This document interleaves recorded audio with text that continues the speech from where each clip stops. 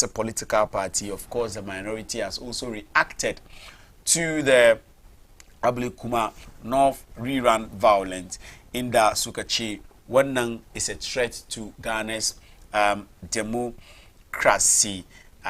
Suka kuma kira ga shugaban kasa waya kori Basintali hana bisiu sabida shi Ablikuma North rerun violence da aka gani wai domin Basintali shi ya soma 5,000 men. 5,000 men. 5,000 men. That thing I have condemned it here actually, because cikin namu yunkuri na ne na ganin cewa kaman tashi hankula da muke gani idan ya zo wurin zabe mun shawo kai bai kamaci muna entertain irin waɗannan ba. If you call 5,000 men to come to a constituency where they don't belong, what do you want to do with the 5,000 men? Wasu suka ce so min shi kenan shi tashi hankali da aka gani a Ablikuma. To kan wannan minority in parliament suka saya suka ce shugaban kasa Basintali ya aikata laifi domin mun san kai shugaban kasa baka son tashi hankali cikin zabe ka faɗi ka ce ka zo ka yaki to ga Basintali shi ya soma shi sa kore shana bisu kuma na cikin wayanda suka yi maganganu shi ita kuma ana kira shugaban kasa wayanda za su taimaka mini mu yi tattaunawa. Honorable Muallim Dantata nan as usual every Thursday mu da shi ne tukunnan first vice chairman Okaikui Central Constituency Alhaji Rafik, sannunku da zuwa. Na'am, kun ji batutuwa da na wanga ya kamaci mu fara tattaunawa ko wanciki bane mu fara da shi story na manta da na Boko actually akwai story Boko ciki tashi hankali da ake Boko da mama ya riga da sauran MPs na Boko enclave suke kiran utumfo where ya fast track. I think that particular statement is unfortunate coming from them, and I've made my point here clear. It is in the wisdom of the president Eduke Abinyasa Anusu suyi fada da ake yi shekaru dari ba kai kaci hutu for 7 months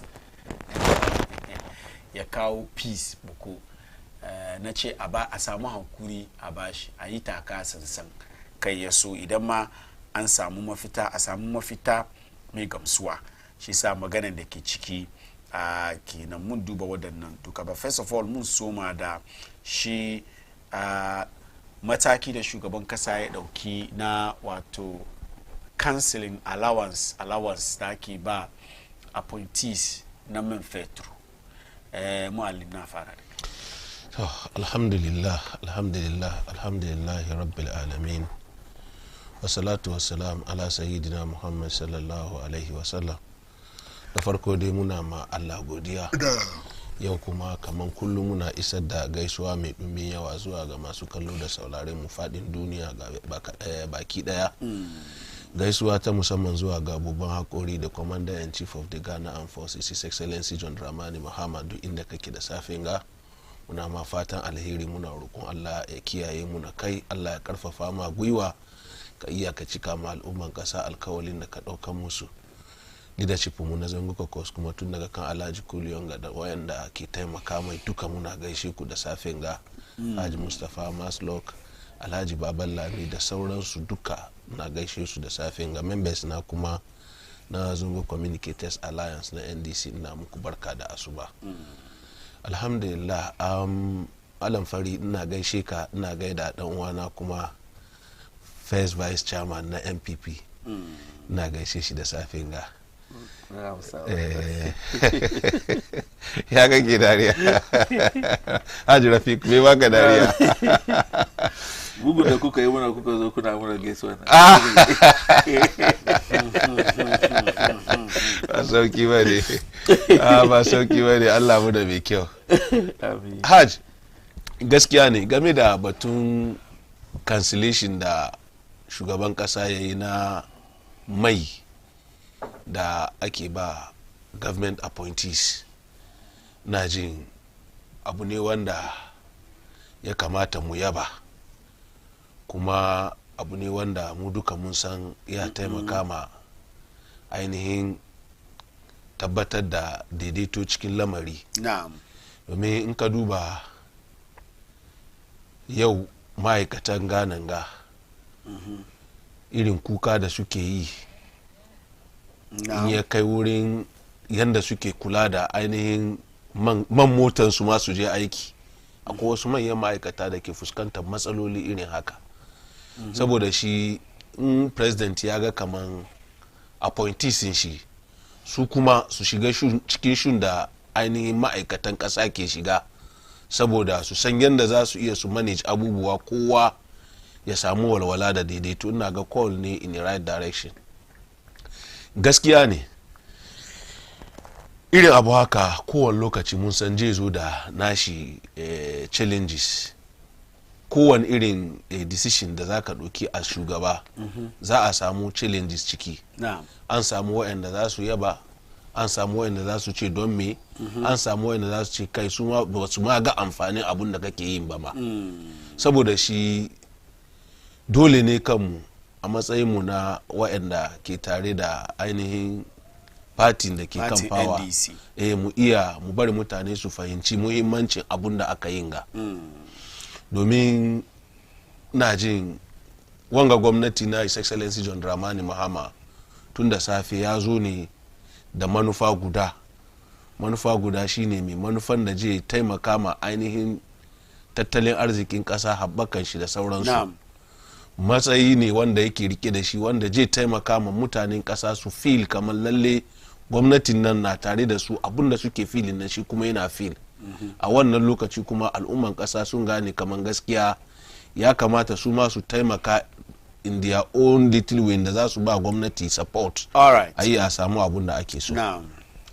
Saboda shi katin ga da aka yi na fuelin appointees ga muna jinjina mai His Excellency John Dramani Mahama. Kuma muna expect kafin a ce wani gajeren lokaci mu ga impactin shi. Menene mu ga impactin shi? Kudin da aka save ko aka dakatar ko kuma kudin da aka samu na ba da man a iya a fito da shi a bar al'umman kasa su san kaman ga abun da muka samu dalilin hana man da ake ba ma'aikata ko appointees. Saboda shi za mu ɗauki wannan kudin mu gina wani abun da zai zamo kaman monumental abun da kowa zai iya gani kaman gaskiya allowance da aka rage na fuel ga abun da muka gani. Na san kuma His Excellency John Dramani Mahama mutum ne wanda ya taba yi ko ya saba yi. Mun san wani lokacin mulkin shi na farko da ya cut 10% kudin salary appointees shi da ni yanzu a gina cheap compounds. Na ga is clearly kowa ya ga adadin irin cheap compounds da aka gina. So wanga mataki kuma na imani da Allah His Excellency John Dramani Mahama ya make sure kaman servicing da za a yi ta wurin fuelin ga an yi wani abun da ganiya za su gan kaman da John Dramani Mahama ya dakatar da ba appointees shi mai ga abun da kasa ta samu, ga amfani da kasa ta samu kan wannan. Sannan kuma waɗanda aka dakatar da ba su mai su kuma sun san kaman lalle al'umman kasa na feel wani difficulties wurin sai mai. Da yawan wani lokacin da Dr. Mahmud Bawumia da Rana Akufo-Addo suka rikitar da lissafin garin ga mai ya zo 1 liter of fuel ya kai wurin 20 something cedis. Man fari lokacin muna park loru kanmu ne mu shiga turo in ka gana shigo gari da mota shi dai ina da wani abu emergency ne, amma in dai ba haka ba ina kai junction akwai filling station da nake park lori na shiga turo saboda tsadan mai. So irin wayan ga abubuwa a lokacin na appointees na use mai suna use lori kuma sun riga sun spark mota me shi ya je wani meeting driver shi na zaune cikin lori ko 3 hours 4 hours ne wuta na kai saboda me bai sai mai. Amma kai da ke sai mai baka yadda kai wannan. Sai sa president ya gan kaman no yana da kyau mu bari appointees nan su san kaman su ba daban bane da sauran 'yan kasa. Su ma suna makasa aiki ne kamar yadda al'umman doctor ke tashi ya ta aiki, kamar yadda nurse ke tashi, kamar yadda teacher ke tashi ya ta aiki, kamar yadda malam fari ka fito gida ka zo nan kai makasa aiki. Su kuma su feel irin abun da kake feel. So kan haka an dakatar da shi yanda mai shi je manager sai fuwale shi ya iya yi wannan movement then kaga mutum ya je ya ajiye lori 3 hours na kankara 4 hours ana zaune wuta na kai.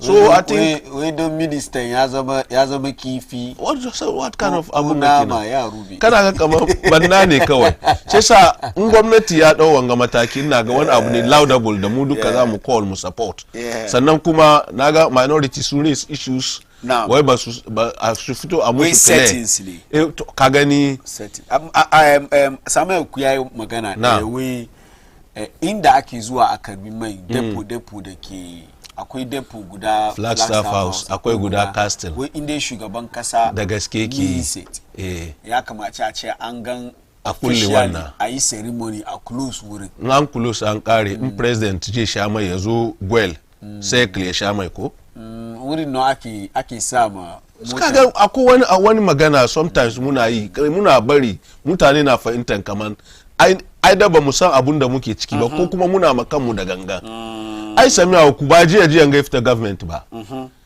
ko ba haka ba lokacin da yake government sun attempt ma su cut fuel da ake ba appointees hakan bai a ba su attempt ba shi wani yazo ya ce na dakatar shi ka ce wanda ana so a gan gaskiya ne a kulle filling station da ke cikin Flagstaff House. Interested in the fact that an dauki matakin amma ya kamaci mutane gane su samu yadda cikin wanga mataki san kamar lalle yadda aka fada aka ke abun da yasa na ce na san that's what he's saying kaman ya kamaci mu gan lalle yadda aka fada haka ke shi kiransu a kulle wurin kiransu gaskiya ne kiran da suke yi gaskiya ne ya kamata a gane kaman kudi kaza aka save a lokacin je muna jin 121 million Ghana cedis ake sai mai da shi ake sai mai da shi okay in wa ana sai 121 kamar yadda suka faɗi don a projection ne ko kuma ya za mu ce in ana sai it's not official in ana sai mai 120 million she gwamnati ya ce ya cut appointees shi mai she aka zo at the end of the year maybe aka yi lissafi an sai man 20 million an save 100 million ka understand wani abu ne da remarkably da kowa ya kamata ya welcome so su opposition mun san kaman yana da kyau ka gane ku a matsayin ku na opposition ku kira government to order ku kira government ku kawo shawarwarin da zai taimaki abun da zai ci gaba abun da zai kawo ci gaban kasa amma a matsayin Sami'a ku wanda ya fita cikin government shekaran jiyan ga yazo ya ce kaman wai inda ana so a san gaskiya ne kaman ba da mai a kulle gidan man da ke cikin filling station cikin Flagstaff House a kulle wanda ke Castle shi ina tambaya man fari in presidency convoy president za su fita su zo Kanda Shell filling station su tsaya su sha mai ko dai su iya ka gani so an ce an cut fuel appointees bai gwada kaman an cut fuel government bai fuel wani lori ba ne akwai category of people sun da aka cut nasu alright so mu yi hankuri in yi hakan ga mu ta yin maganan da masu kallo ko masu saurare mu za su san kamar muna son ci gaban Ghana. Is it not a way to like da kawo D-levy da haraji da muka ga an kara sorry da kudin mai da dai hau shi sa ba so mutanen Ghana su yi magana shi sa quickly bari mu kawo wanga wasika mu ce an cancel allowance na mai da ake ba mutane saboda mutane gano su ce okay ai ba mu kawai da mu biya ba alan fari ba su yi kusa ba ma fas in ka duba D-levy da muke magana parliament ya pass shi kamar 2 months ago aka yi niyya implement datin da aka sa shi issue Iran ya zo shi aka ce no ya iya bari kudin mai ya hau duniya saboda shi mun dakatar da wannan D-levy da muka kawo a duba gaba aka monitor system an kamar no ba wani effect da wannan abun ya kawo saboda shi an implement shi back kuma da aka ce za a implement it is well known kowa ya san kamar on the 17th an kawo D-levy ba maganan jiya ba ne ba wa an tashi jiya kawai ne aka ce yau mun kawo D-levy kowa garin ga ya san kamar tun last month an san kamar July 17th D-levy ya fara aiki so ba wani news ba ne ba ya ce kamar wai an kawo an yi maganan gane a cover D-levy no ni na san gwamnatin John Dramani Mahama ya mean business ya zo ya taimaki Ghanaians ne, ya zo ya bar Ghanaians su feel abun da yake feel. Tun wurin appointment shi ya gwada ma clearly kamar ga direction da yake fuskanta. Cost da almubazziranci da muka gani wanda tsofin gwamnati suka yi na appointment da menene yo Dramani Muhammad ya cancellation na yana taba fuel da ake ba appointees on official travels. No. Me shi je official duty kamar gwamnati ya aike ni kuma si me shi an ba shi fuel official duty za shi an ba shi fuel amma ka tashi daga gidanka za ka zo aiki wannan ba shi ciki ka sai fuelinka ka tashi daga gidanka normally kasa ana ba su weekly allocation ne so yanzu wannan weekly allocations nan ba shi sai inda mutum za shi wani special assignment an sa shi wani aiki wannan dai an ba shi fuel. John Jinapos she mai kafan shi ke sai kai yayi wannan magana cewa kaman D-levy na be cause the increase ko increment cikin price in fuel. Haka ne. Ina je malam Fari because the evidence on the ground na nuna cewa maganan da yayi ba gaskiya ba. Yana ga yanda ka fahimce shi ne ko yanda ka ɗauke shi. All right. In ka duba proud to NDC ya zo power fuel a liter of petrol as at December 2024 a liter of petrol is around 17-16 cedi. No, it's around 14 cedis. It's around 14 cedis. Nawa? 14 cedis. 14 cedis. Yes. Okay. Yau da muke magana nawa yake? It's around 12 point something. Masha Allah. So diesel, diesel is now 40. The D-levy yazo ya karu. Still bai kai yanda ake sai asa December ba. So was it about maganan da yayin, was it about yanda shi ake sai December ko kuwa kudin da muke sai yau da kawo haraji amma kawo harajin ba mu ga kudin ya hau? Ba mu ya muci ba mu gan kudin ya hau man. To okay an kawo haraji. That's the impression. Shi na ce explanation da maybe yanda mutum je fahimce shi ne. Ya min daɗi inda maybe ya explain further da an understand. Watakila abun da ni ana fahimta ka gane ko an ƙara wannan D-levy bai kai yanda muke sayan shi kwanakin baya. Ko an ƙara D-levy bai kai yanda muke sayan shi kwanakin baya.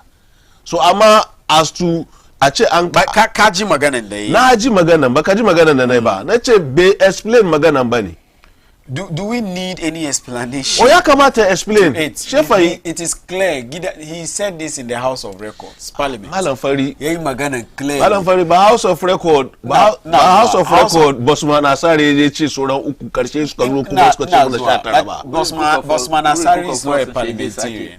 Na ce ba wurin ya ce gaban su ya tsaya ba. Ya min dadi kamar ka san ya je ya ce kamar ya je ya ce uku ya komo ba ya kuma ce suka komo 19. So House of Record haka nan ne. So House of Record na ce House of Record because House of Record na san da ka je kai magana kana maganan nan ka yi shi with clarity saboda Hansard ya doki ya capture haka saboda kada ka yi magana za a ce magana ba haka ne ba da Hansard ya dauki yanda aka fahimci haka ka gaya shi yasa ya minister ne je yayi magana shi bayan maganan shi akwai wani bayani bai bayarwa shi yi shi ya bar magana wuri gaskiya ne ina ga malam Fari maganan da ka faɗi haka nan ne ku dai mu yadda kaman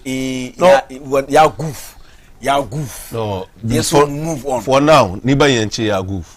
But it's clear.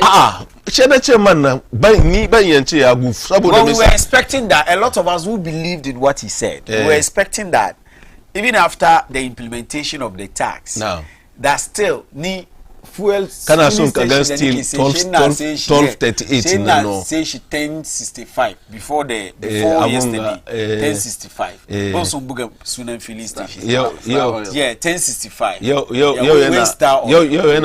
yana 1135 ni ma wurin nike sai no Star Oil yana 1199 ba star kake sai ba 1065 na ba star ba 1065 shi na ce ba star ba ne ni ma wurin nike sai Benab nike sai 1065 ba yau yana 12 something no 12 something yeah it's here, it's just here.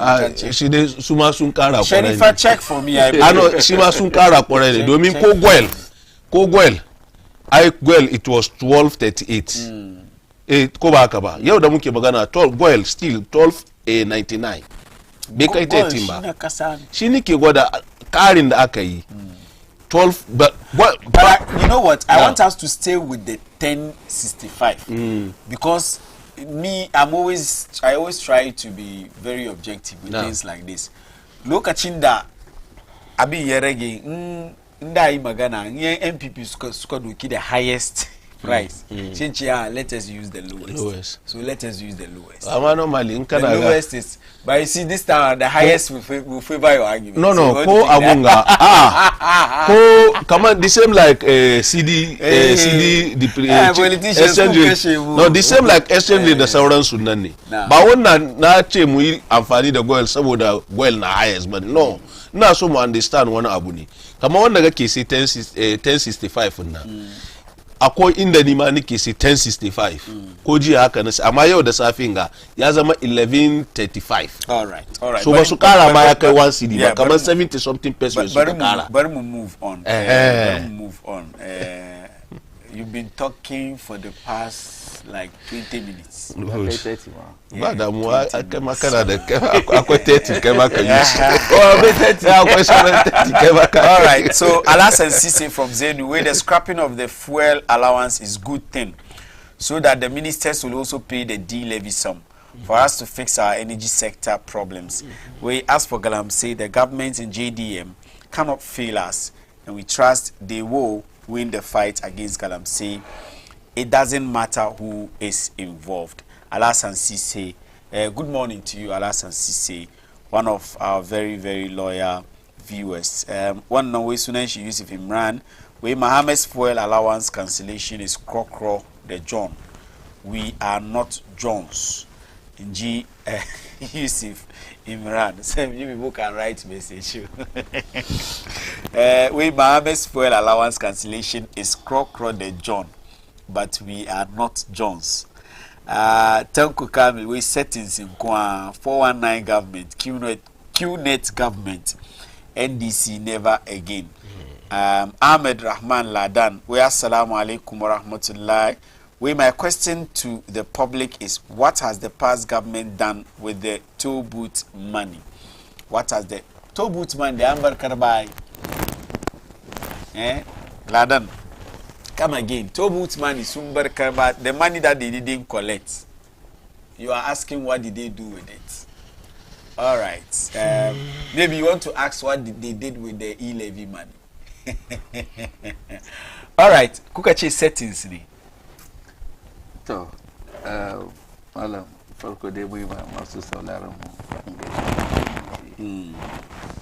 Assalamu alaikum wa rahmatullahi ta'ala wa barakatuh. Assalamu alaikum. Kuma na gaida yan constituency na, especially Nasara wing, generally the whole of Okaipe Central. Honorable Member of Parliament, Ijumaura, Honorable Patrick Yabua. Sorry, before you got Aja Kumapa. Aja Kumapa, also the Kinakachi na Hadawa.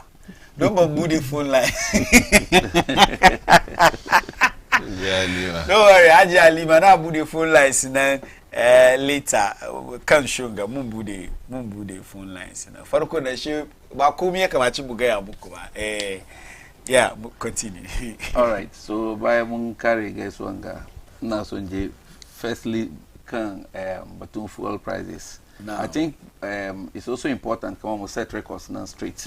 As of December, the second price window, fuel prices Goil. I want to use Goil. Goil was 14.35 per liter. No. Shea diesel was 15.45 per liter. That's on record. So earring Shea 20 and 23 and all that. Muduka Monsani, there was a time in the fuel up to 20 and even 23. So what she so they were nike check among Nkaduba, Nza check among governments and the Yuko carry batun fuel. Na check among, I mean, so far the Bamiamu compare NDC to NPP. How? The reason is at the time that Ake said the fuel, I mean the world crude prices at the world markets, when it went to its highest peak due to COVID, the Russia-Ukraine war, Muka save fuel up to that level 1 and 2023 she the NPP government through the advice of His Excellency Dr. Alhaji Mahmoud Bawumia we muka introduce gold for oil and through that muka samu one drastic decrease. So imagine that muna say diesel 23 she before mufitaka mulki it was around 15.35 thereabouts. So kaduba marginal difference in the chicken. She kaduba one day location around 15. She your said she around 13. So far, what has been the change? So there's no basis for comparison. One day so a proper abinga yake kiranshi comparison. Ya gan kama the MPP government muye wanabu. Kuma muna che musu kama so far when irin policy suka implement and the za ce kaman saboda wanga policy muka samu reduction ba shi amma namu da na fadi da zan fadi ma ke ma ka riga ni fadi wa kaman gold for oil because if there is a problem there must be steps in the zaka take to solve one problem. As for NPP we're able to take certain initiatives nka tambaye mu kama ya muka yi fuel nan erege mu ya mu ce kama ga 1 A B C D nan muka yi amma nasu nan ba shi nan. Now we MPP sun ce kaman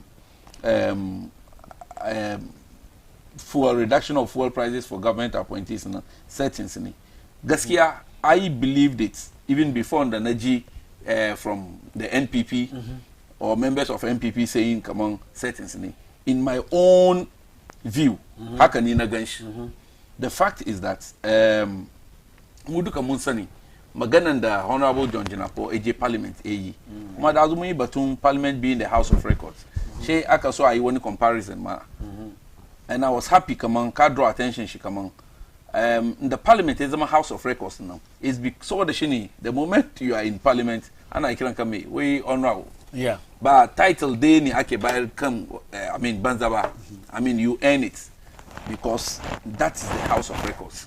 So if Honorable John Jinapo ya je ya saya gidan Parliament da ya san the kind of I mean the importance or the value of Parliament AJH kaga but send bako kaga video now the way and manner he even put it now yeah I mean Sheikh Azoka gan kaman garibe waye ba then it's a different story altogether. Magana dey is direct opposite of abin da ya fadi me yasa ba mu ce settings ne because kowa ya san kaman inda suka zo so far fuel da ya rage mun san kaman they have not been able to tell us clearly kaman gashi ga abin da muka yi ezo ba amma fuel prices has gone I mean marginally lower and Ghanaians duka suka yi happy saboda shi transport companies most of these transport operatives suka reduce suka rerege fares and so amma as a year I've begun to listen to some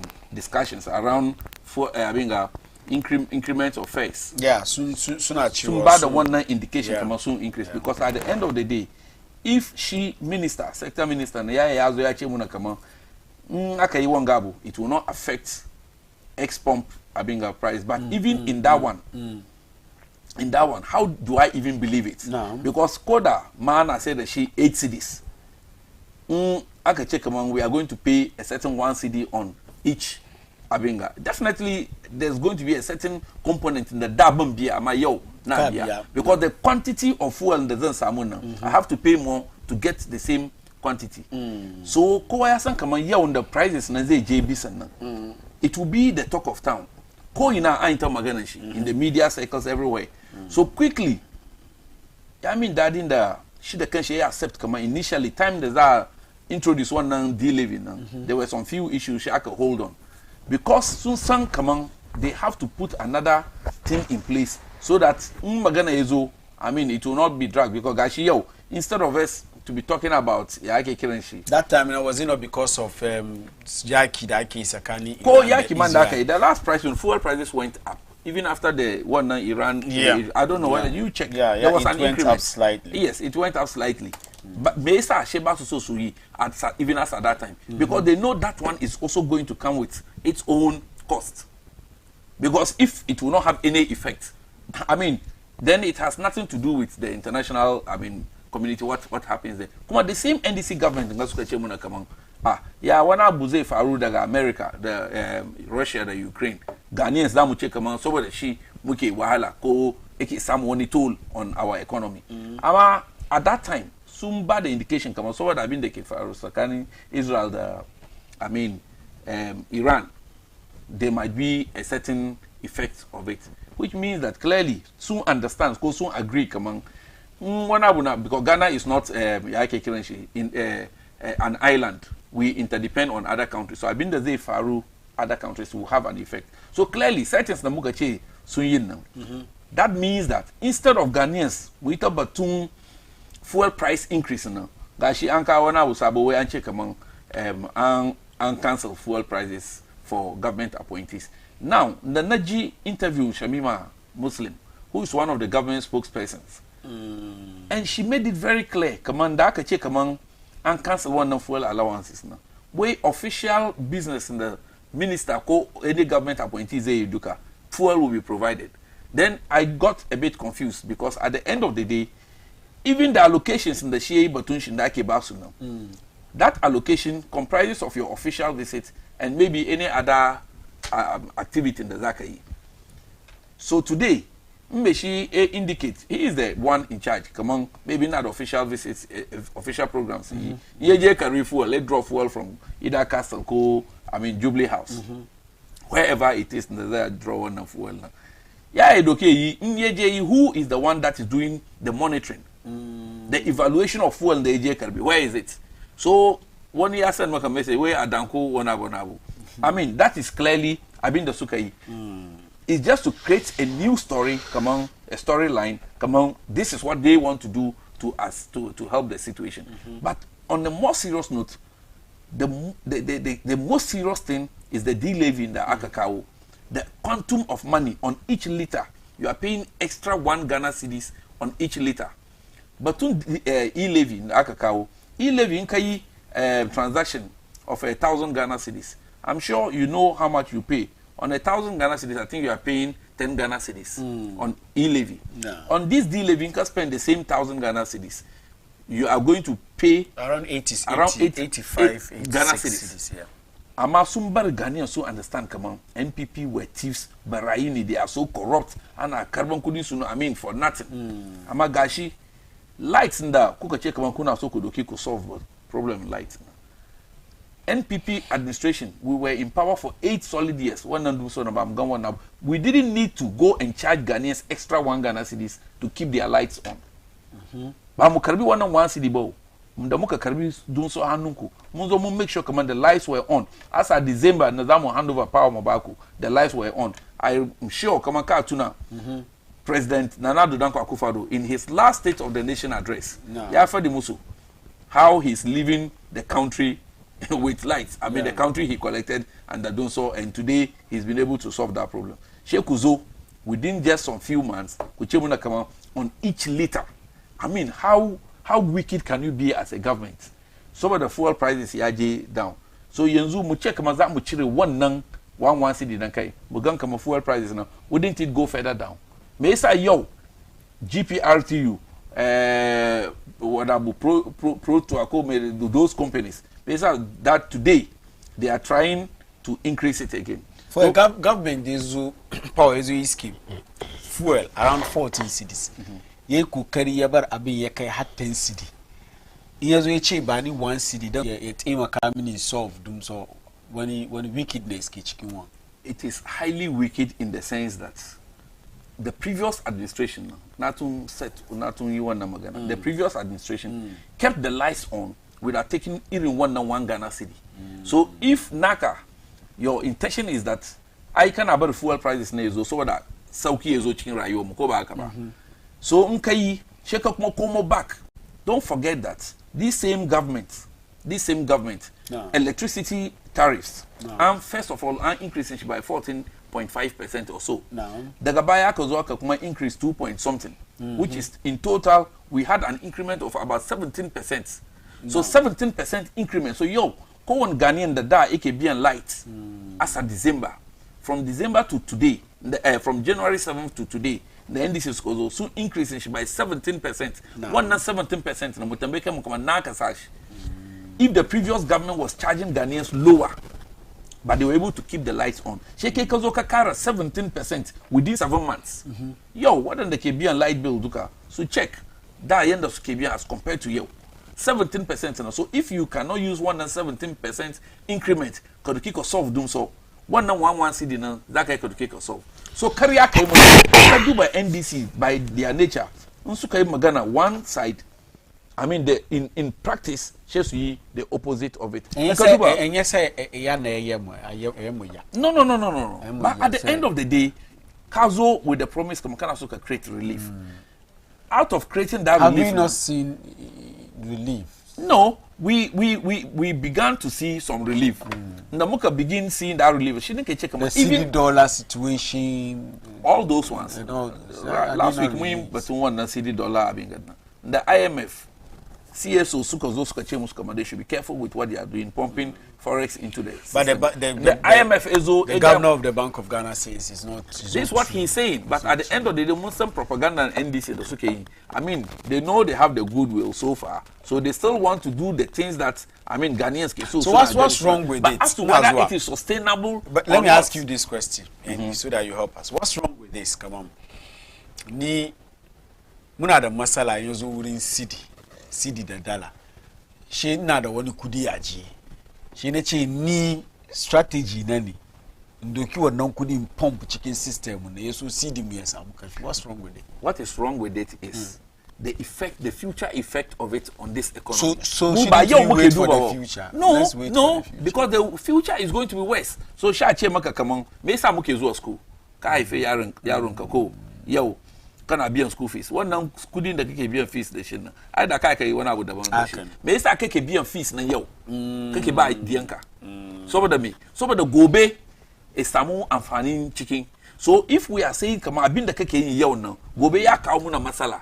You need to watch it. Ko yaro na wani ina cikin wani halin da bai da kyau. Why do we seriously want to take yaro nan out of it? Because of the future repercussions. Yes. So IMF, which is the international body in the Mudu Kamuke rely on for financial advice, for financial support, the Sauransu, the NDC government itself, that falls on IMF. Recently, Nagasun Samoni World Bank, facilities. I mean, Unkudide Nikaya Kajeka Karbi. I'm also Baka advised to be prudent in management of the economy. She wouldn't they Kacheka so that you still have the goodwill, so that you are pushing that money. How much of it will you have in future? Can continue kind of push into the system. So this is what we are saying. There's the good board. Gold board in the there's a good board. There's a good board. No problem, Muduba. I mean, if it works well, it's good for Ghanaians generally. I mean, if it works well and the governor tomorrow, Karizo is Irina John Janaponga.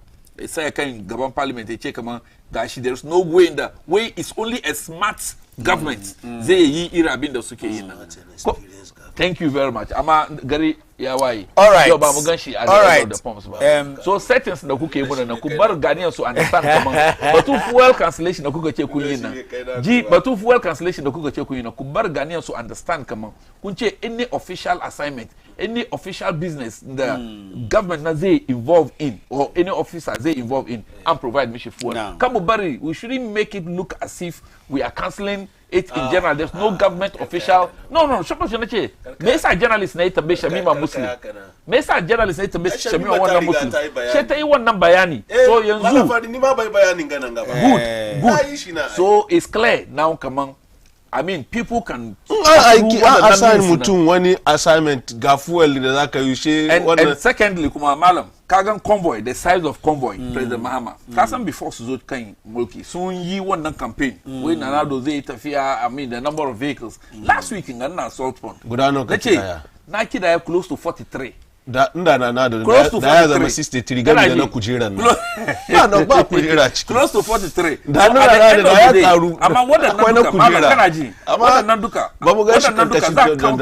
part of official assignment. Convoy. Basintali. I have my own opinion. Good, Basintali. Just after Ablekumanov election, we in Dubai. In the Dubai, There's records and videos and pictures, everything. Now show come on, he was in first class. Can't understand. So unkache come on one side. Can cancel. Now was someone. Eh man, videos, the pictures na. Then I was on the first class. Eh, first class. To Dubai. I don't gonna show that you. I mean, it is there first class. So at the end of the day, nka cancel fuel. Ama vice kasona.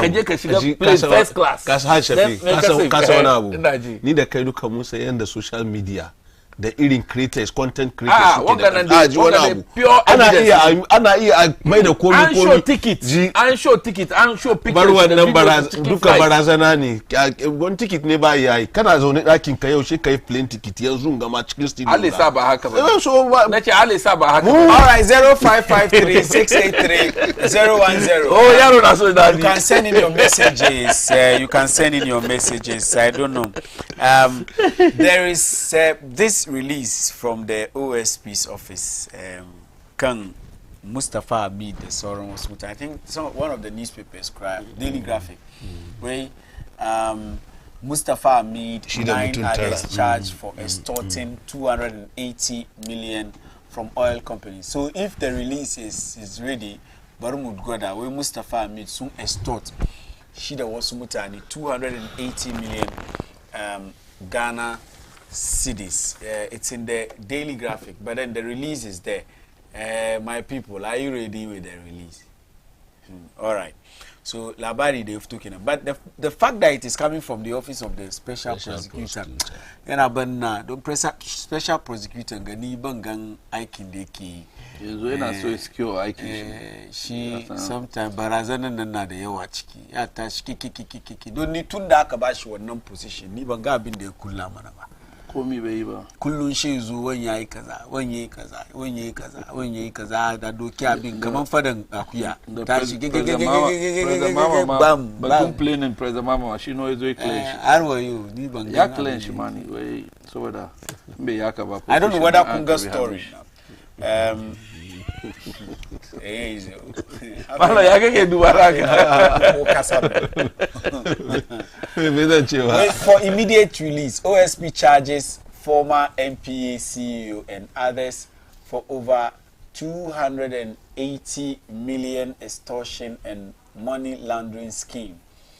Accra, Ghana, the office of the special prosecutor has charged 7 individuals and 3 companies before the High Court Criminal Division in Accra on multiple charges of extortion and money laundering arising from a sprawling corruption scheme within the National Petroleum Authority. The accused persons are Mustafa Hamid, the former Chief Executive Officer of the NPA, Jacob Kwamena Amua, coordinator of the Unified Petroleum Pricing Fund, UPPF, at the NPA, and managing director of 3 corporate entities, Propness, Care Logistics, and King's Energy. Wendy Newman, NPA staff, Albert Ankra, director, Care Logistics Limited, Isaac Mensah, director, Care Logistics Limited, Bright Bedia Kumensa, director, Care Logistics and King's Energy Limited, Kweku Abuajiakwa, director, King's Energy Limited, Propnest Limited, Care Logistics Limited, King's Energy Limited. So these are the list of the individuals. So the charges stem from investigations initiated by the OSP in the late 2024 into alleged unlawful conduct involving the diversion of public funds and collusion with all marketing and bulk distribution companies between 2022 and December 2024. The first 3 accused persons acting under the color of their official duties allegedly orchestrated and operated a criminal extortion scheme through which they unlawfully collected 280,516,127.19 from petroleum exporters and oil marketing companies. The scheme, initiated by Abdul Hamid and implemented by Amwa, and Newman lacked any lawful mandate and exploited their position within the NPA. So, releasing Kingdom from the Office of the Special Prosecutor. My position on this Special Prosecutor is very clear. Kirikiro abi now we but to for riyata ma ni na ga ya kuma yi tsanyi kana nan shi ka ji wani magana guda Cecilia Dapa only boiling hot and cold. Cecilia Dapa yanzu aka ba mu jin komi so me kuma na Cecilia Dapa from the office of the special wai menene grant of justice menene justice grant wait the wheels of justice going slowly to yasa ba sauri bane bari mu duba ade abun da in ma da karfin da aka so man we thought that it is going to continue like that and kuma but one office of special prosecutor now it's more like in time in Kofonda aka kawo fast track high court mun san kaman the wheel of justice in a grind slowly so the shaka create one special that is a special abinga so that shin cases that are there will be dealt with kuma an baka abin da kake bukata exactly yaso kai abin cikin gaggawa mbaka ba when the office of special prosecutor when it wasn't there the wheel of justice was still being exactly shey nan amma an create one office in so that the delays in the normal routine court procedures in fast track high court wanda aka jail su Victor Solomon su Kwame Peprana fast track suka fast track ya zo shi da kanshi fast track high court ya ko to Ghana so I think office of special prosecutor I agree with you neither can I have my doubts about so amma in this case in ka duba ya tun riga ya kai su kotu fa kesin ya wuce office shi yanzu haka ya gama binkicin shi ya kai su kotu so kaman wani ya yi different da wayan da muka yi misali so the only thing is that yanzu kotu za su duba abubuwan da ya faɗi Cecilia Dapa ma yana court shi ma ya kai court but the point is ba mu ce bai zuwa court ba yana zuwa court yanzu hakan ga kamar shi ya yi abun da ya kamata but the point is that in yaje da shi kotun nan ce yanzu zo ka prove ne shi zama mai ciwon kai a to in yace ya prove ba ya ta yin wani ababan shi har kesi ne yazo ya zama kesin banza kamar irin na president Muhammad maganar da nake yanda yake tashi da abin nan da ya kamaci ya je court ne dai ka taso abin kamar na Cecilia da Panga ka tashi karshe ma abin da aka zo aka ga ya mura we be the mandate ya ci wannan kesi. So why did the noise he made about Cecilia Dapa, the bad name, everything? She in the end, she go catch him in the back of the man. Me the opinion now. I think that the office of the special prosecutor should be not scrapped. only should be scrapped. Right from right from no, can't anybody magana. Right from Yasunenshi Martin Amidu. Now. Har wannan lokaci kaji magana da Martin Amidu yayi batun special prosecutor shi Martin Amidu da kanshi shi ma lokacin da yake kai haka no magana kanshi haka no shi ma yake yi nashi karya nake yi shi ma yayi magana shi lokacin da yake kai da lokacin da shi da Akufo-Addo ke ci baka jin yayin maganan wani appointing MPP kan Mahama yake yazo yake kira Mahama sunan da yake so duka da shi da Akufo-Addo suka zo batun ofisin shi ya tashi shi da Akufo-Addo suka zo suka bata shi yanzu ya komo da abin kan Akufo-Addo waye ba Akufo-Addo da mother serpent of corruption shi har wayo ya ba Akufo-Addo mother serpent of corruption ya kira ya zagi Mahama kan Airbus ya kare wa aka tafi da shi kotu kai wa shi ya taba zuwa da shi kotu bai ba wan ya zo the same thing yake ya zo shi ya clear wanga ya zama clear ranger irin the same thing yake the same thing suka clear kowa so I think that part of the research the special prosecutor's office is one area da ya kamaci shugaban kasa ya duba the scrap a fit da shi wurin because aikin da su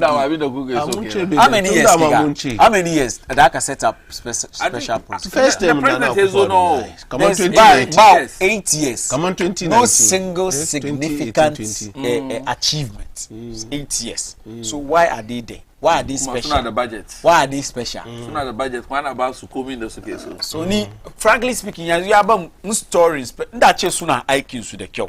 Kaga story ga it would have been the main story. even the newspapers are now beginning to treat the stories of the special prosecutor as just a mere allegation. So No, it's not about NDC actually. It's not about NDC. I went back to Martin Amidu. The spirit behind our point Martin Amidu as a special prosecutor was that ana nemo wanda ba shi cikin gwamnati ba shi nan da yazo dai zo yaki, but Martin Amidu yazo zamna fade the right epistles yo ya zana ai money. So Marlon, can I the creation of the office of special prosecutor, it came with a very good intention. No, because Munsan Kaman usually Attorney General who doubles as the Minister of Justice. She need the official, I mean the lawyer for the government. No. She President Ezo at that time. Nanado, no. There can be a lot of conflict of interest. So, but if he is there, I mean, if his young members of his government, maybe the Zuchi and the Zes Amoy Doke prosecuting Sunan, it may not be there. So the Shaka check I create a separate body that would take care of these ones. Yeah. For instance, that would be independent. Independence. No. She in the Zay established one office, and the first person they saw ring was someone who was not an NPP person. Martin Amidu. And Wurin Zaka Gankaman, the intention was very clear. Amanda Martin Amidu's office and Amuduka Mungankaman, a lot of the budget that he wanted was given to him. Initially, Sheba Musad Mamuna Phil Kamashe complaints in Shinezo Yawa. She Akafara and Abada details Kaya and Akabash. Shemuka no, if you have all this, then you should be able to work. No. Mwabamugang anything out of it, but Hals Kozoska fall out Akakawashi Kisie Jabin. Kisie Jabin so far in the Eke. I'm happy that I mean your personal views about it seem similar to Nawa. It makes nonsense of the whole office of special prosecutor, because at the end of the day there's a purpose for which office naka is established. Yeah. Kuma one office na ana basu budgets. I mean, nkaji some of the figures you will be alarmed. But ana basu amba kunikudoki kuyaiki. Ama so far, I mean, there's no any success story. No. National Communication Authority, there was a case there. I was just reading about it, and that one was not taken up by National. It was through the normal state prosecution, but we had a lot of people, about 4 or 5 people who were incarcerated under the previous SYL NDC government. One guy, I think the chairman was Bafu Boni. Yes, the director general of NCA, and Alaji Salifu Mimina Osman, a former deputy national security coordinator. What then go to Ambas was 6 years, 5 years, 5 years, 5 years. I mean, this is the normal, even legal system. Yeah. But Office of Special Prosecutor. So for me, I think clearly, come on, this time, come on, the NDC goes on now. Nkagang, most of the issues, because one of the case in Sagleme, I mean, the special prosecutor was not interested in it. But 2 hangers and I can say, Sagleme, she Attorney General. Attorney General, he didn't have, because at times, he had the interest. Yeah, he can venture into any case that he wants. That is the powers that were given to him. And because the purpose is that Nangana run slowly, then you as the fast track. Exactly. We didn't see anything out of it. But Tunshi Atufos in the later Aka Clay Sunga. I mean, he was not interested in that matter, and he did nothing about it. But Cecilia Dapa, Yazo Munga actions they take beginning, I freeze account, I made him. At the end of the day, what is the story about it? The NDC Sukozo, within a short time, within 1 month, unclear almost every corruption case that is attached to NDC. Almost every corruption case. Did the special prosecutor condemn it, or did he show interest? Come on, no. If the state directly is not going to go into it, I, as the special prosecutor, not the interest. So now in some of those issues. Ama NCA case, for instance, that could be. Then later, Batunsu, Abugapele, and the rest. Jail. It was not through the office of the special prosecutor. So at a point, when I feel, come on, maybe that office, even though it came with a very good intention, but I think scrapping will be better, because clearly, I can come on. It's more like money in the AK, so it protects offices. So the attack Duka is only NPP officers, aka the issues. So meanwhile, there has been quite so many cases in that line up. The Attorney General is within 1 month is a clear Suduka. they show interest. But my cases in the AK involved NPP. Somebody he fell out with the El government, so he would always go for them. But when she Mustafa Hamid, there were times that Yafara man here circulate in the media. She Mustafa Hamid the country invited Shibamau. No. But send the Zama command, there was even any charges against he was not invited.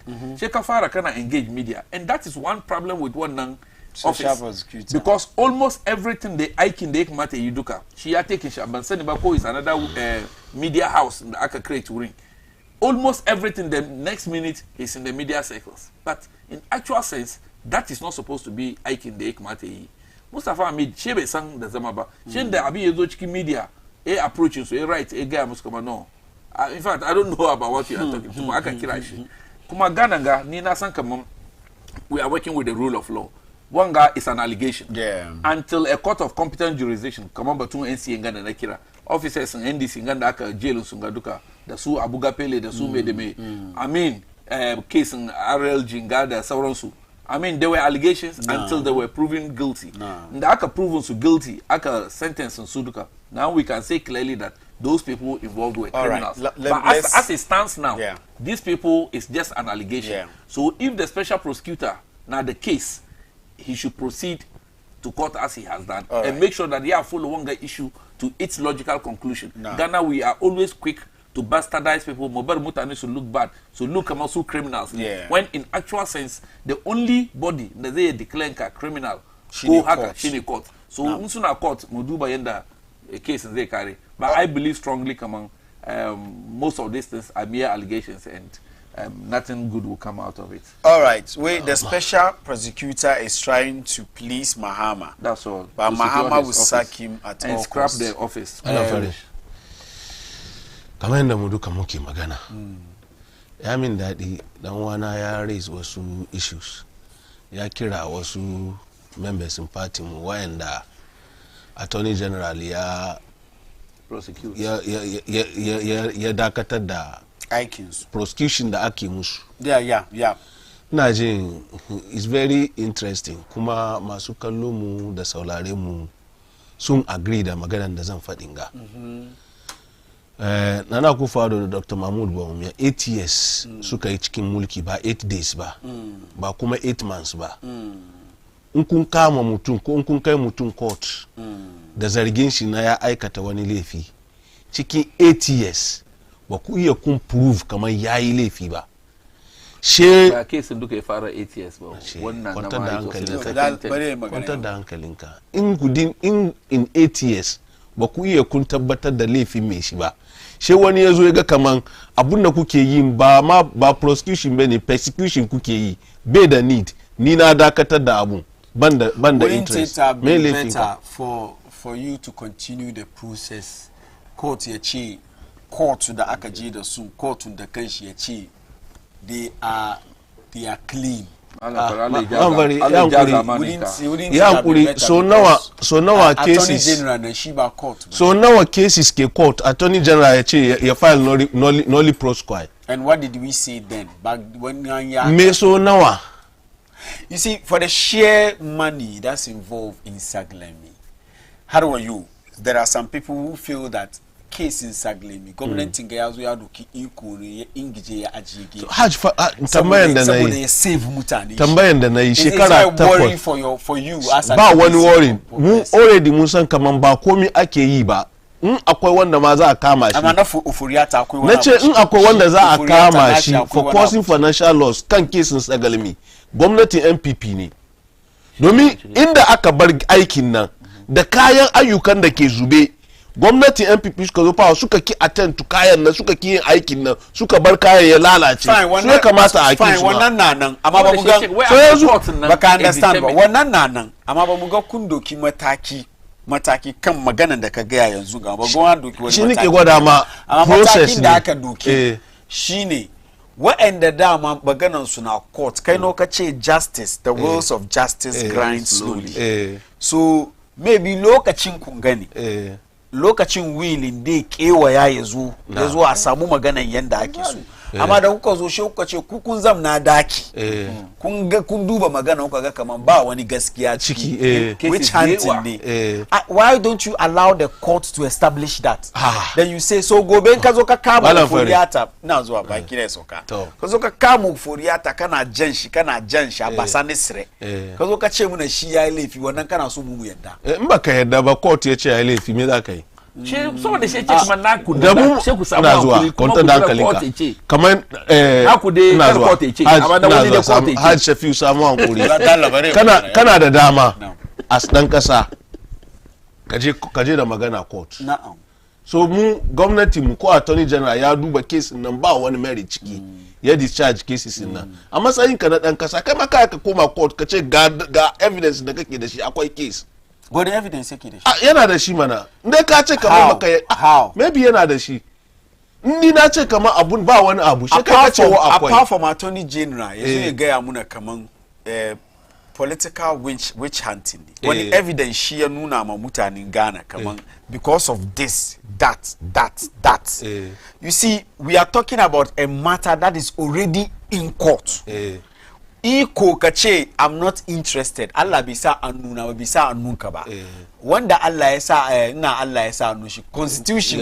bai sa an nuna bai sa an nunka ba wanda constitution ya sa annun shi shine shugaban kasa wannan iko nan no yanka ya ba attorney general shi attorney general yazo ya ce muna kan mun duba ma issue nan ba case mu gani fa attorney general ba yana yi ma kanshi aiki bane yana yi ma duk kasan Ghana aiki ne shi yasa the responsibility of proving to us kaman indeed there is no case lies on him not someone who doesn't agree with him to go and prove that there is a case.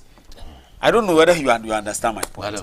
You understand, but no ji wani abu maganar da muke yin ga kamar da ni da kai duka muka sani ka tabbatar cewa wanda doka ya ba dama ya pursue case ko ya discontinue case shine president ya doki wannan power ya ba attorney general attorney general ya duba kaman case ga ba wani abu ni ban ga merit ciki ba case da aka ja 8 years ba ku ciki in akwai abu da 8 years ai da an sentence does it always work like that yana work mana ba ga shi ma lissafi wayan da aka sentence ba bai lissafi wayan da aka same su da laifi ba inda akwai laifi da an kama su case bai kare ba bai kare a yaushe zai kare bai karewa ba are there not cases there in courts da fi 8 years har wayo ana 20 years ma 20 years 30 years one ana case there are there akwai land case ne wuri ka duba batun land case daban ne land case gani ga batun gini ne to batun ginin da ake yi malam Faridu ba karku bari mu mai da hankali kan abun da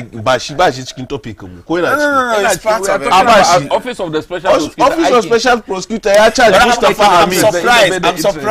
I'm surprised that myself I don't understand the reason why muke politics in Mwakana.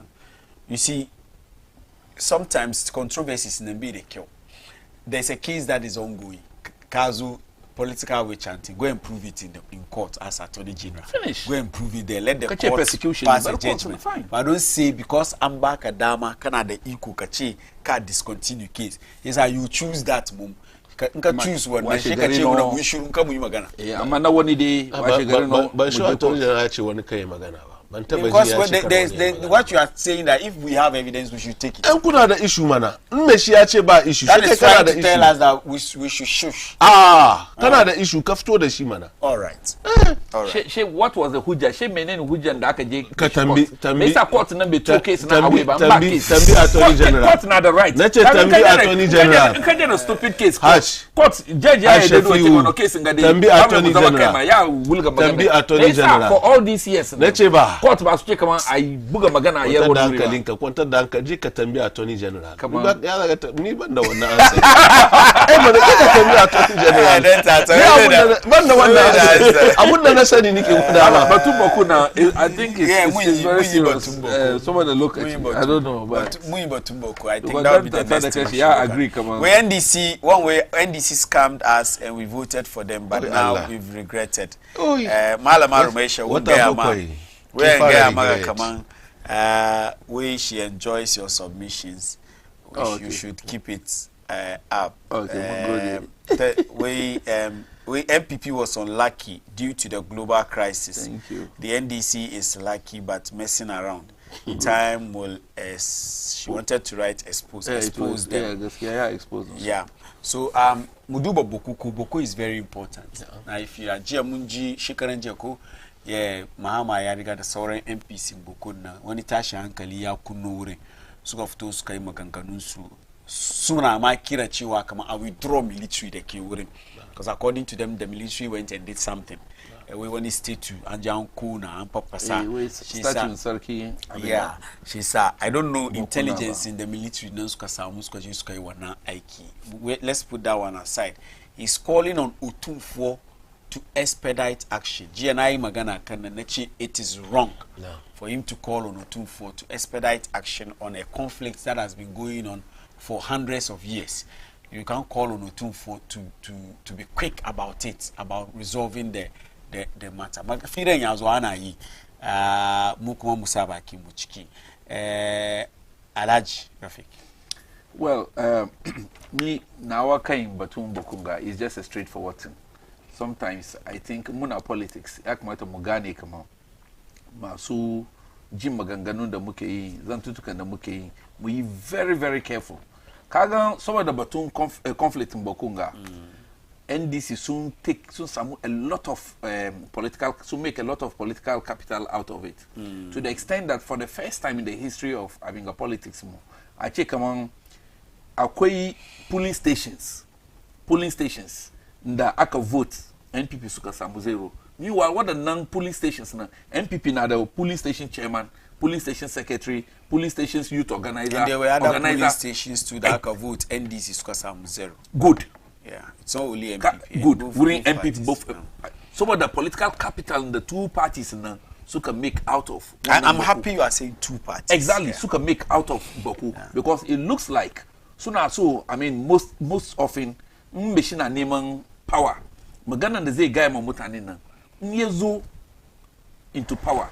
She gan come the story is a totally different thing altogether. I check among His Royal Highness Otumfuo 32, expecting Kamang he should be able to do something about it.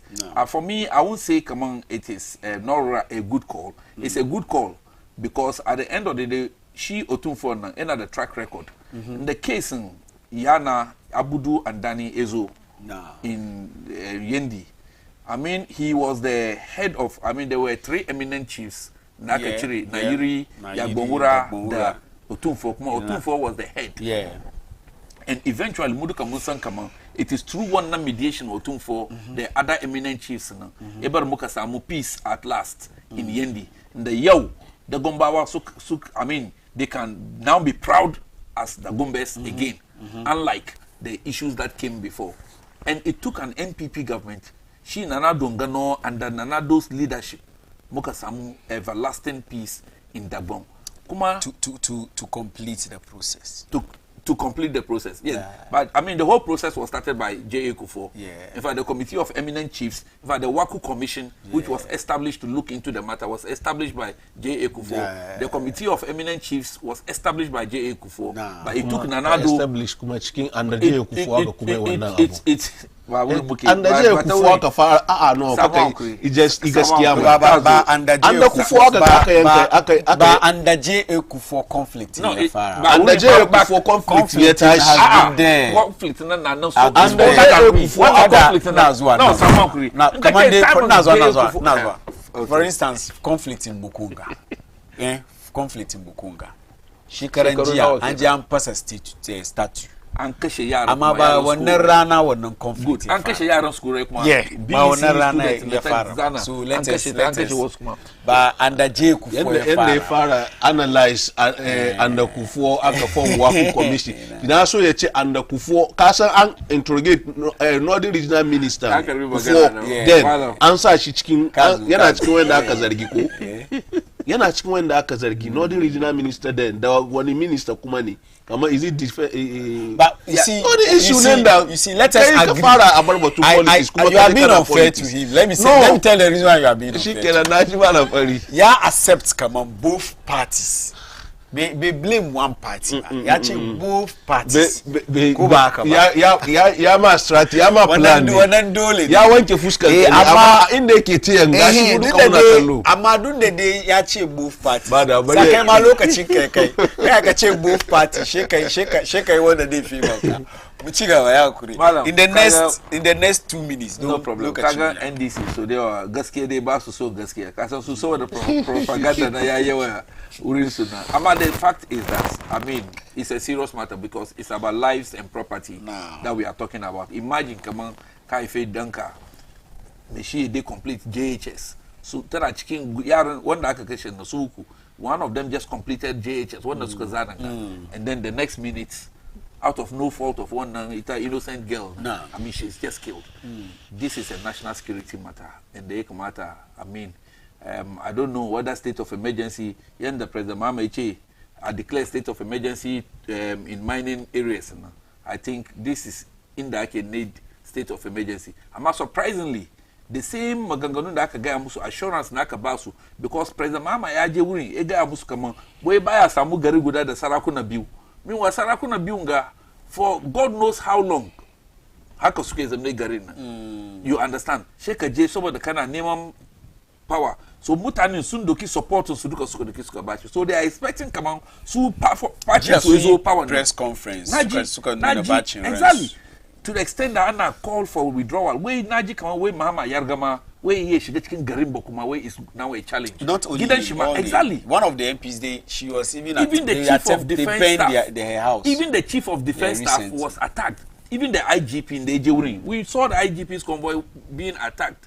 That is how serious they take the matter because assurance na kabasu na ba ce musu kaman mu zo yanzu a zo a yi wani utunfo a zo a yi wani abubuwa. An dai ce musu kuma an zo a karbi wannan sarauta na doke a basu garin a doke a basu to the extent ma President Mahama ya ce we an create ni zo ma critical kuma create musu region and create musu region Kusau region exactly meanwhile in ka je ka duba dynamics cikin garin nan I mean in zaka create region zaka ce ma sauran na other ones na su manful sawa na kuma su fita garin nan ne ko me ya zaka yi I mean whether you call it a region a district or whatever to mix suna cikin wurin so how does that one solve the problem so sometimes muna so power mu duba maganganun da zamu yi magana da zamu yi yau gobe shi za doki a judge mu yau abinda suke demand nan they are demanding it saboda maganganun da NDC suka gaya musu and kuma they are right because ka ce mini kaman vote baka na vote na baka ga abinda zaka yi mini she yau sojojin da suka je suna bata statue ko suka je suka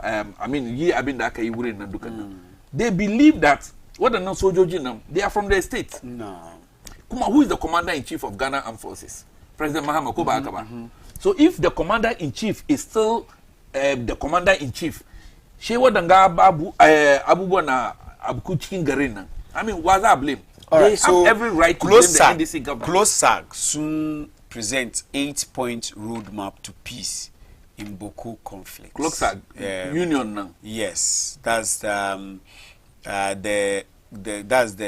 Global Security for Africa Research and Good Governance. Oh, okay. Yeah. Point number 1, we establish a multi-stakeholder conflict resolution task force. Okay. Composition, representatives from the National Chief Peace Council. I have a problem with this. National House of Chiefs. Yeah, we representative from the National Peace Council, Regional Security Council, traditional leaders from both factions, civil society, youth leaders, and local religious bodies. We mandate, mediate grievances, build consensus on dispute claims, example land or chieftaincy, and provide clear timelines for peace building. Number 2, we deploy a specialized community-based intelligence team.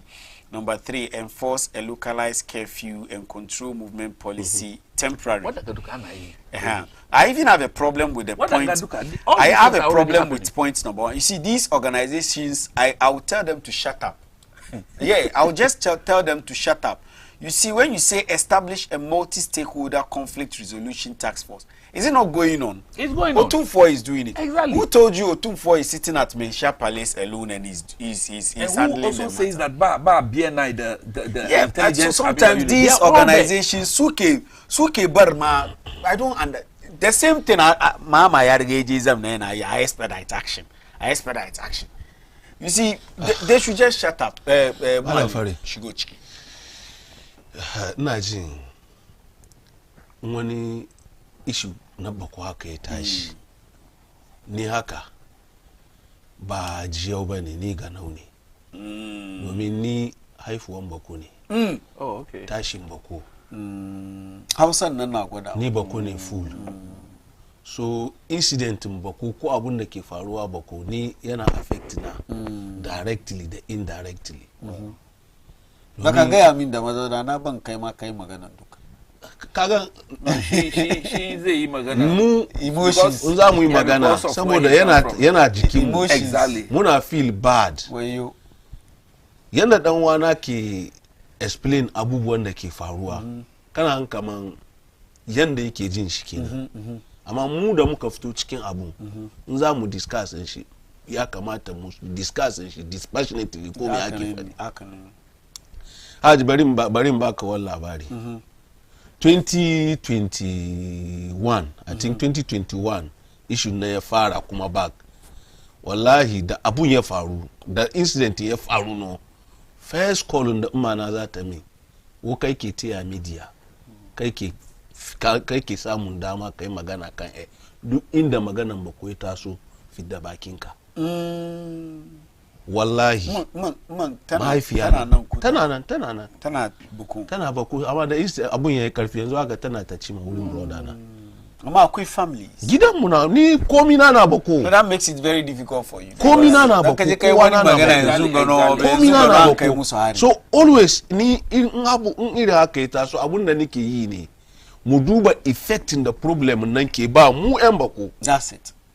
Da irin economic challenges da muke samu. Hajiyon na ma magana ga akwai wanda da kai da shi dai gaisuwa ne girma da arziki yau kana zaune zaka ga kolin me shi wai jikin shi ya kama shi yana neman 100 cedi ya ciyar da iyalin shi wallahi ba to na asiri ba wanda the entire economy of the ya collapse. A place that used to be a transit point. Na gwada ma me shin nan wallahi mai gidan kanshi ne mutum ne mai gida mai mata biyu mai gidan kanshi mai iyalai yana komi yau ya kai iyaka me shi na neman wallahi me shi na neman 50 cedi ma yanda za a yi su survive gidan shi da safi. So mu hakan ga wannan abu yana affect mu har da nake ma magana dai only nursing training college da muke da shi baku yau hakan ga saboda problem ga an fit da school nan baku an koma da shi bolaga. Business kamar yadda mu duka muka sani bako muna business mu da Burkina muna share border mu da Togo muna share border so business bako wallahi ba shi ai wurin inda kan Niger duka hanya ne zango ma ai so ba karamin amfani ke garin ba alheri ke duba wanga matsalan da ya zonga wallahi mu muka sa abun da muke fuskanta sai sa mu ba mu discuss shi yanda in ka duba ba mu yi amma in ka duba yanda abun da ke tayan nan in fact mu sometimes leadership ko leaders ko mu ce ni haka ina always ina ma last time da na zauna cikin gidan na yi magana kamar media suna cikin abun da ya bari problemin bako hal yanzu yake insist da na yi wannan magana na explain don me da muke ma magana ga misali an iya jiya an kashe mutum 5 she media yazo ya ce wai mutane 3 sun ji ciwo instead of a gaya abin yadda mutum 5 sun mutu ta hanya kaza da kaza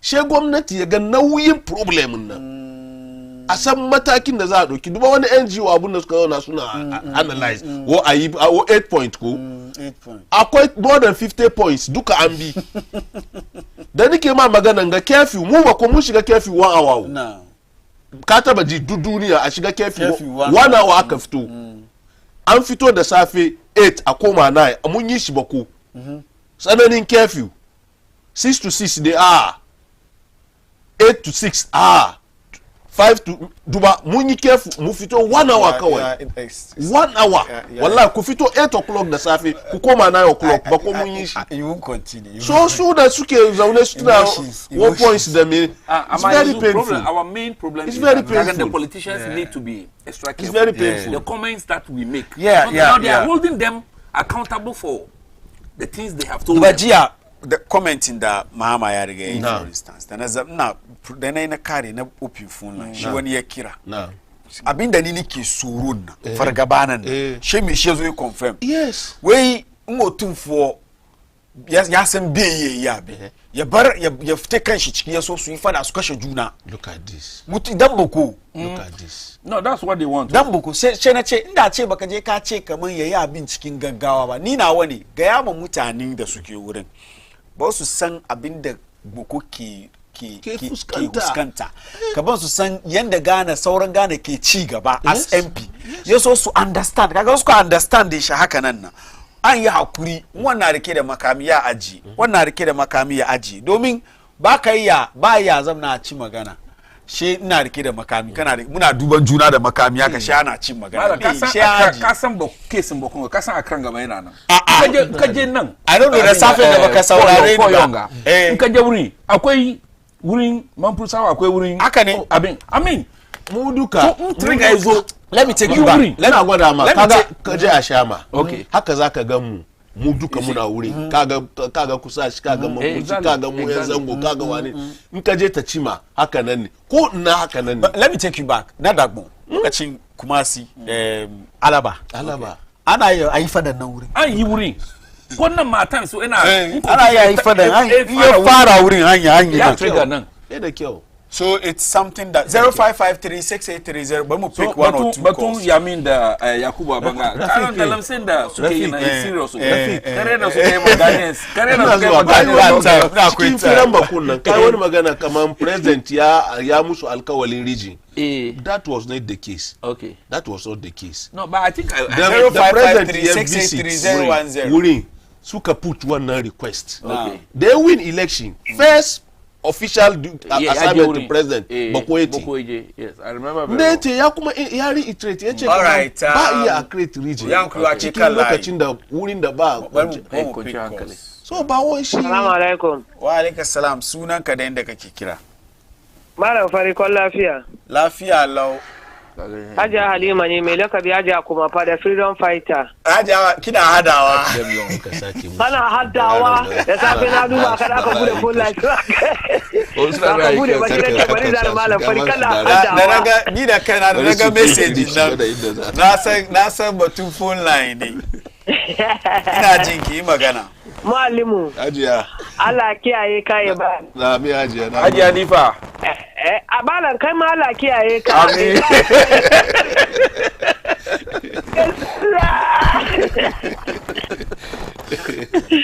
Balan fari. Na'am.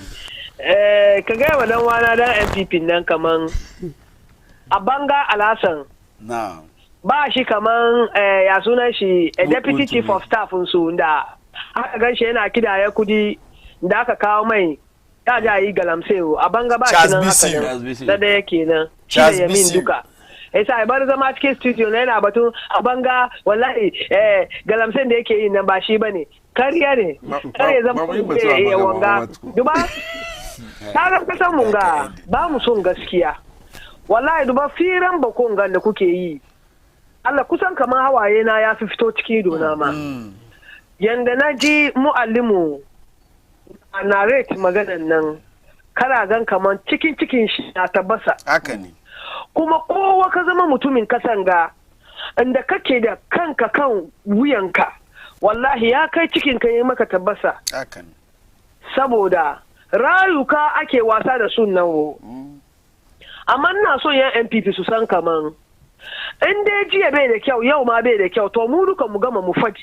haka ne kaman bai da kyau ne a duba yadda za a kawo everlasting solution amma kamar yadda kake fadin nan ne until a samu everlasting solution she mutanen bako sun understand kaman abinda muke yin ga ba shi ba ne in ba kana ba NDC NPP an continue ana take su for granted amma su sani wallahi ni na yi imanin cewa His Excellency John Dramani Mahama abin da ya sai ya fadi game da batun bako a kawo peace duka Allah cikin shi ne shi ba wanda ake misleading shi bane o president of today is not the president then inda komai duka ake misleading shi nan ba ya sani kuma ya take mataki kan wannan finally ina roƙon his excellency ya duba muna Madina ya ba muna honorable sosu appointment da zai taimake na kan shi suna kan wuyan shi all right ajiya mun gode line nan na kakat yankuri wake kan line hello alaikum wa alaikum salam malo ina jinka ne malam fare an gaishe ka wannan dan uwanku ne mallo abilu kuma block fat Allah ya saka muku da alhairi wannan abu hajji mu Allah mu danta ta Allah kiya mu da kai gaskiya game da lamarin bakunna ya kamata opinion leaders da shugabannin mu amanta da wanga ya ce kaza wan ya ce kaza a'a mu kwanciya hankalin muke so a kawo da peace garinmu na bako saboda abin da ke faruwa bako na gaskiya ba abu ne abin a gani ba ne ko abin a ji daɗi ba ne irin rayukan da ake rasawa bako yau ka duba maybe wanda su ake rasa rayukansu na maybe la'alla su ne wanda za su tashi wani shekaru su zo su ji tausayin al'umman kasan Ghana su tafiye da al'amuran kasan Ghana yadda ya kamata amma ba mu sani ba to Allah to annabi excellent John Rahman Muhammad mun san kan me yi ne da shugaban abin ga Asante shine don Allah to annabi ko me ake fadi kai kunnin ka kamar ba ka ji ba ka je ka tafiye da lamarin ka yadda ka taba yi a don ne ba a farko yi ka bane duk abin da ya faru daga Tamale sai ka tashi daga manya aka tashi sarakai maluma opinion leaders aka shiga aka samu sulhu daga Tamale yau ake kwanciyar hankali daga Tamale haka muke so shi daga Bako don Allah don Annabi a manta da wani minister MP kaza ya je a yi zaman lafiya sulhu muke so John Rahman Muhammad duk inda kake duka muna ma fatan alhairi salamu alaikum wa alaikum salam mun gode good submission there 0553683010 kai kuma ka kira ka tufa albarkacin bakinka batutuwa da muka tattauna kai ya kuri wake kan layi hello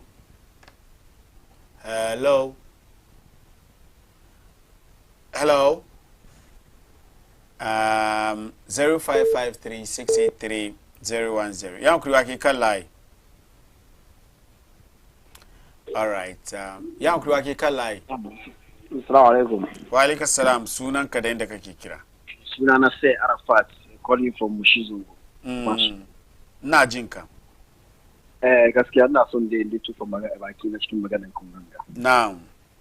Especially na bakun ganga. Ina son tambaya ba. Manyan na suke parliament na suka zama northerners na. Most of them ba ko suka fito ba. Ta su kamar su mamma yarga da su dai sauran nan. Suka fito ko. Me zai hana a ce kamar cikin su akwai kusasawa akwai musawa amma kulla yau ana fada wurin ba su ya su yi komi it means su suna benefit from conflict da ke zuwa wurin nan the bad truth a ce kamar lokacin MPP waɗanga members ganga manyan ganga suna parliament ba su ya sun resolve wanga issue ba shi a zo kuma lokacin NDC they are still in office ba su ya sun resolve issue nan cewa da blame su ana zuwa ana blame presidents ana blame past presidents wannan na bai taba yi yayi that is the truth the members over there who are NDC and MPP so kuma zama kusa sa kuma zama manfusawa they are supposed to put their foot down put their feet down and then solve this issue I remember wurin nake aiki ni ba gane nake ba na ne zo ne wurin nake aiki ce Pakistan da ya so shi inda kun ji Pakistan da ya India suna fada na'am to wurin aikin mu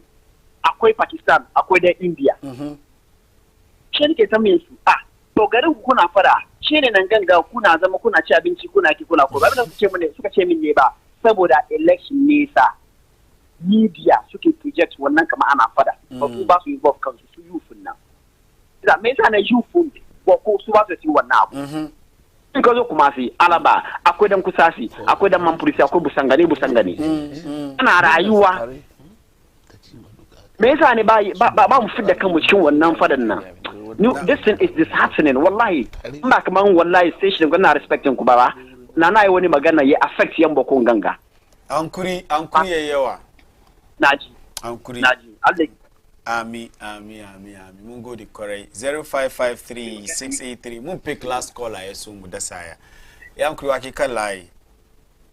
Assalamu alaikum. Wa alaikum salam, suna da inda kake kira. Suna na Ibrahim, last ni na call na try more than 50 times. Na jinka. Sanda dadin kai. Yan kuri batun baku da kawo amma ni batan be ne. Yan kuri man furtawa da kusa tawa nan ba su auren juna ne. Suna ka sani. Mahama ya riga ka. Mahama ya riga. Man shi ko baban shi guda kusa si guda man furushi. Yana nan. Oh, line ya drop. Oh, sorry. Mala Ibrahim, sorry. Ka muna gafara. Well, last caller mu kenan.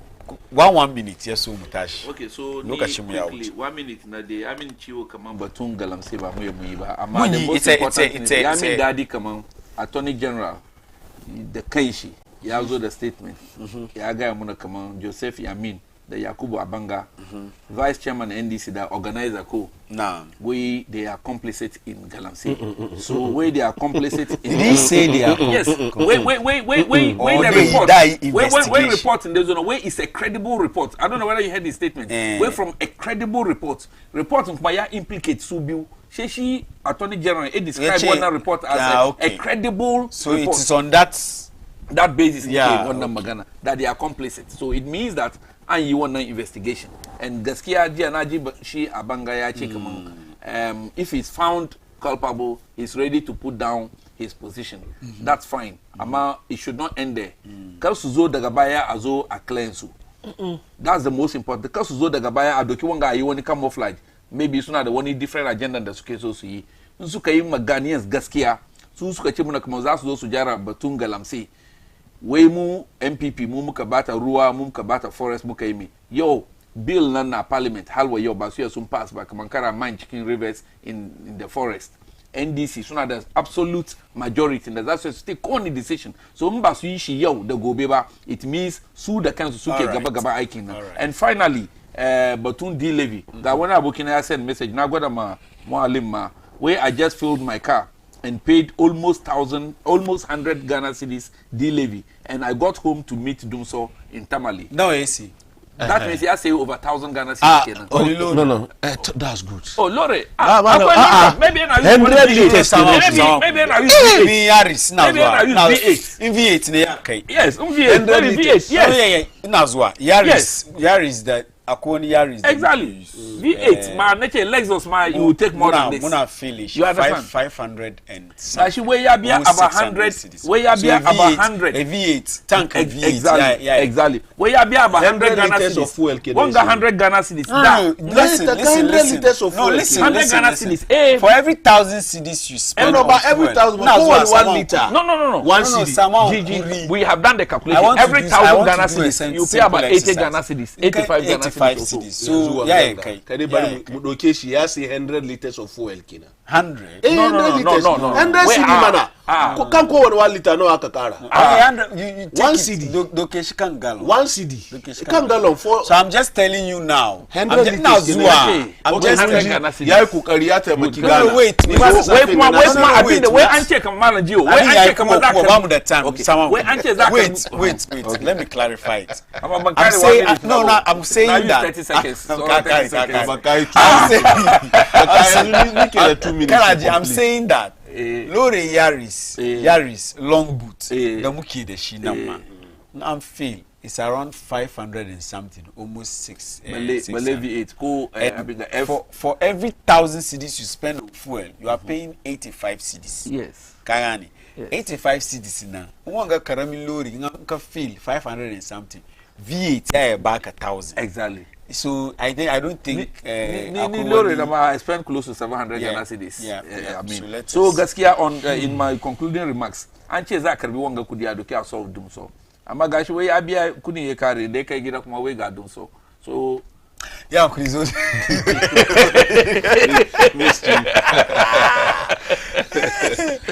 opposition politics na da dadi opposition ba karami aiki ne ko ba karami aiki ba ko suna opposition ba ji mu haka ba wata bakwai kawai kiran wanda suka tsada gari tsaye opposition politics komi na da in 1 minute in 1 minute alhamdulillah hash in 1 minute zan conclude kan maganan bako ne na jin cikin college wani ya nuna damuwan shi hali ya ce ma da yayi wani maganan da ya damu yan bako to mun gode da bakai maganan ba domin mu da kanmu abun da ke faruwan ba wai yana muna daɗi ba ne dewa majority ba su so mutane kadan ne yasa abun da maybe da zaka faɗi na watakila mun tun riga mun faɗi mu kanmu kuwa domin muwa ba muna jin daɗi abun da ke faruwa ba ne kan haka muna kira da babban murya yan uwa a yi kokari waɗanda ke da iko su taimaka ko ta wani hanya ne a samu solution problem bagunga muna kira muna roƙansu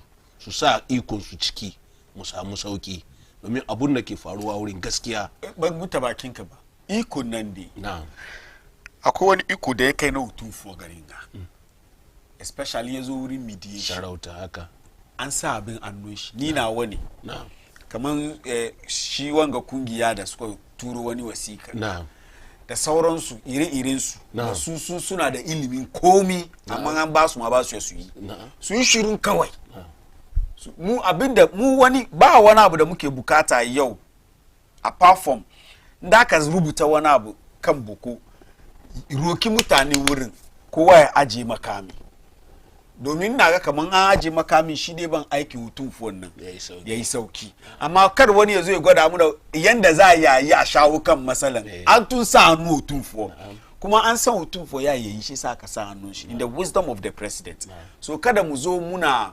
reni na ga reni ne for instance magana ya tashi shi aka ce a ji a ba sohuwa shi aka ji aka ba sohuwa magana tana zamne kan magana shi kai kana sai waje kana gwada magana nan da an yi shi haka an yi shi haka an yi shi kana so ka gwada kamar sohuwa da aka ba ta magana ba ta yawa kenan shi ne ba mu so shi sa a yi hakuri these organizations da kowane magana suna son su sa baki su ciki amma an ka ba su yi ma ba su yi su fita baki su ciki these points da mai shi ya rubuta aka zo aka sa no in kana da ma pointin je mai shi police wallahi je ka taimaka da je ka kwankwasa mai hutun fuwa na zo ka ni ma ra'ayi na a doki a yi aiki da shi a gani ko amma in an publish kana son ka gwada ma duniya kaman abin da hutun fuwa ke yin nan ya karkace kenan kuma idan mutane wani abu ya shiga cikin kan mutane kamar abin ya karkace to ba ya shawo kan matsala shi sa ina kira da shugaban kasa